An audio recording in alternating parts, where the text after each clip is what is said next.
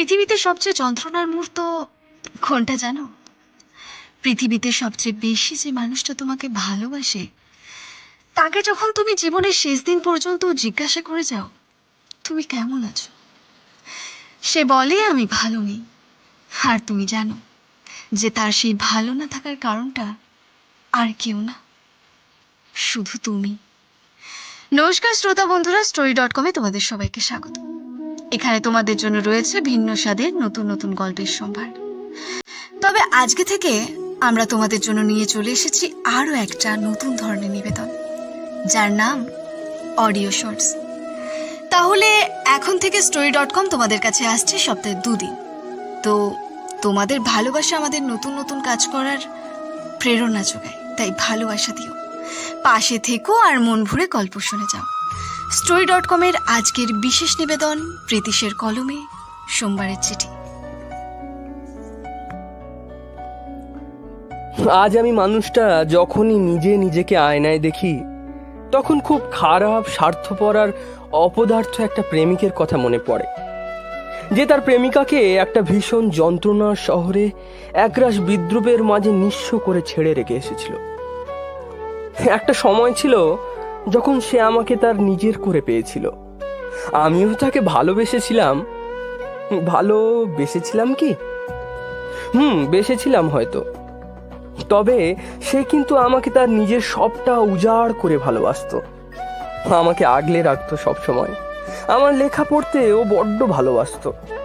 সে যখনই আমার কোনো লেখা পড়তো অসম্ভব মায়া মাখানো চোখ দুটো নিয়ে আমার দিকে তাকাতো আর বলতো, বিশ্বাস করো, তোমার কাছে আমি কখনো কিচ্ছু চাইবো না,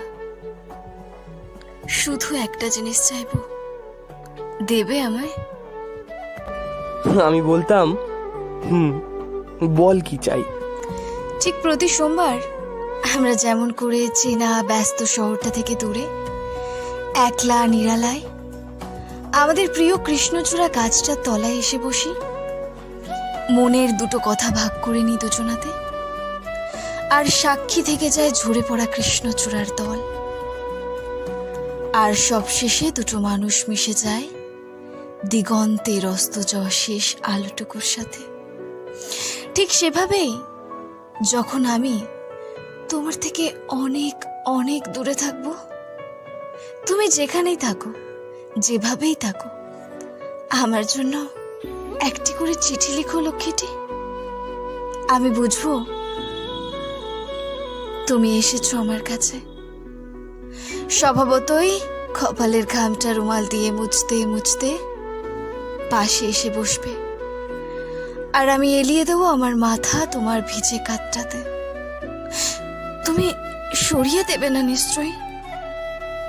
সারা সপ্তাহের জমে থাকা দুটো মানুষের মনের কথাটা ভিড় জমাবে আমাদের মাঝে, তার মধ্যেই দুটো বা একটা কৃষ্ণচূড়া ঝরে পড়বে আমাদের শরীরের উপর। ব্যাস এটুকুই চাই, আর কিচ্ছু না।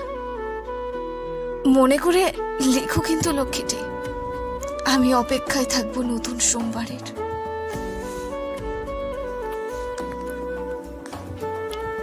এই সমস্তটা বলে একটা দীর্ঘ নিঃশ্বাস ছাড়লো আহির, আর তার সামনে 2 চোখ ভরা জল নিয়ে দাঁড়িয়ে আছে তার স্ত্রী অনু।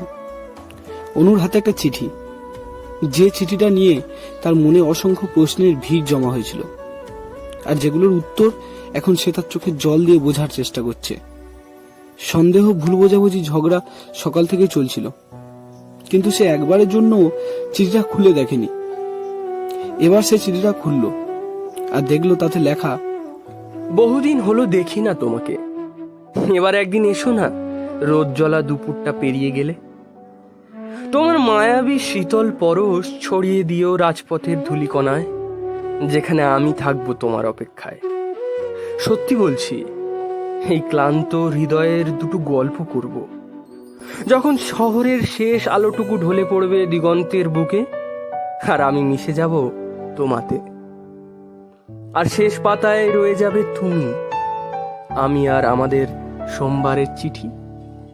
ইতি তোমার অকৃতজ্ঞ প্রেমিক।